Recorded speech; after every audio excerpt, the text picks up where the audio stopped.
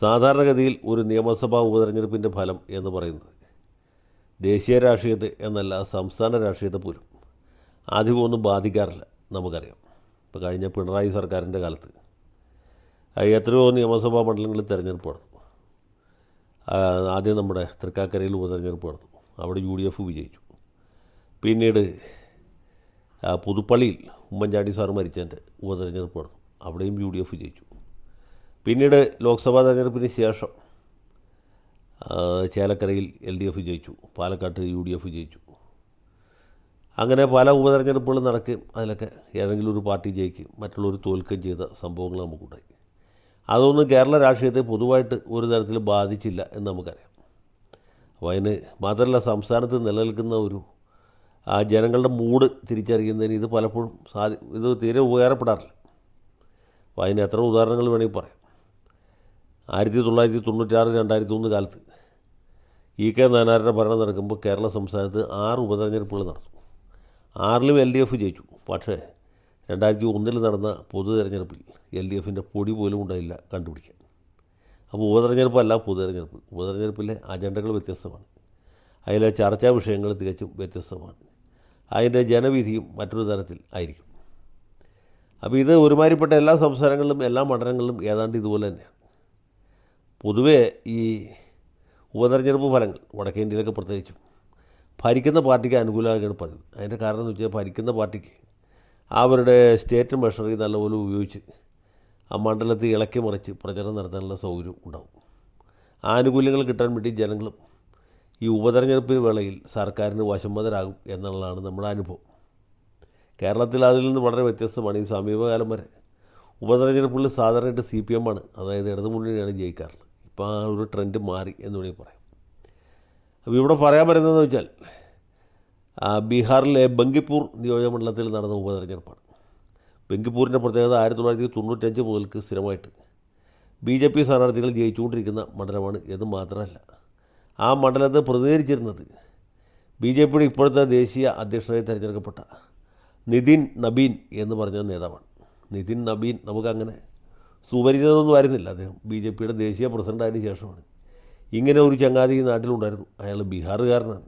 ബീഹാറിൽ കുറച്ചു കാലം മന്ത്രിയോ മറ്റൊക്കെ ആയിരുന്നിട്ടുള്ള ആളാണ്. അതിനപ്പുറത്ത് ആർക്കും അദ്ദേഹത്തെ അറിയില്ല. അപ്പോൾ ഈ നിതിൻ നബീൻ സ്ഥിരമായി ജയിച്ചുകൊണ്ടിരുന്ന 1995 മുതൽക്ക് BJP കൈവശം വെച്ചുകൊണ്ടിരിക്കുന്ന ഒരു സീറ്റാണ് ബങ്കിപ്പൂർ. നിതിൻ നബീൻ BJPയുടെ ദേശീയ പ്രസിഡൻ്റായി തിരഞ്ഞെടുക്കപ്പെട്ടതിനെ തുടർന്നാണ് അവിടെ അതേ MLA സ്ഥാനം രാജിവെച്ചത്. അതുകൊണ്ടാണ് അവിടെ തിരഞ്ഞെടുപ്പ് നടത്തേണ്ടി വന്നത്. ആ സീറ്റിൽ സ്വാഭാവികമായിട്ട് BJP ജയിക്കും എന്നാണ് എല്ലാവരും വിചാരിച്ചത്. പക്ഷേ അങ്ങനെയല്ല സംഭവിച്ചത്. അപ്പോൾ BJP തോൽക്കുമ്പോൾ സ്വാഭാവികമായിട്ട് അവിടെ ജയിക്കേണ്ടത് ലാലു പ്രസാദിൻ്റെ പാർട്ടിയാണ്. പക്ഷേ അങ്ങനെയുമല്ല സംഭവിച്ചത്. അവിടെ ജയിച്ചത് തെരഞ്ഞെടുപ്പ് തന്ത്ര വിദഗ്ധൻ അല്ലെങ്കിൽ തെരഞ്ഞെടുപ്പ് വിശകലന വിദഗ്ധൻ നമ്മുടെ ജൻ സുരാജ് പാർട്ടിയുടെ പ്രശാന്ത് കിഷോറാണ്. ജൻ സുരാജ് പാർട്ടി കഴിഞ്ഞ ബീഹാർ തെരഞ്ഞെടുപ്പിന് മുമ്പായിട്ട് രൂപീകരിക്കപ്പെട്ട ഒരു രാഷ്ട്രീയ പ്രസ്ഥാനമാണ്. തെരഞ്ഞെടുപ്പിൽ അവർ വലിയ മുന്നേറ്റം ഉണ്ടാക്കും എന്നാണ് പലരും പ്രവചിച്ചത്. പക്ഷേ അതൊന്നും സംഭവിച്ചില്ല. ജൻ സുരാജ് പാർട്ടി വലിയ പരാജയത്തിലാണ് കലാശിച്ചത്. അവർ മത്സരിച്ചതുകൊണ്ട് ഭരണവിരുദ്ധ വോട്ടുകൾ ജൻ സുരാജിനും അതുപോലെ ലാലുവിൻ്റെ RJDക്കുമായിട്ട് ഭിന്നിക്കപ്പെട്ടു. അങ്ങനെയാണ് BJPക്ക് വമ്പിച്ച വിജയം ബീഹാറിലുണ്ടായത്. ഇതൊക്കെ സിമ്പിൾ മാത്തമാറ്റിക്സാണ്. അങ്ങനെയുള്ള ഒരു പാർട്ടി കാലം ചെയ്തു കണ്ടം ചെയ്തു പോയി എന്ന് നമ്മൾ വിചാരിച്ച ഒരു പാർട്ടിയുടെ നേതാവ് ഒരു ഉപതെരഞ്ഞെടുപ്പിൽ മത്സരിക്കുന്നു, ജയിക്കുന്നു. ഏതാണ്ട് 20,000-ൽ താഴെ ഭൂരിപക്ഷം അദ്ദേഹത്തിന് കിട്ടി.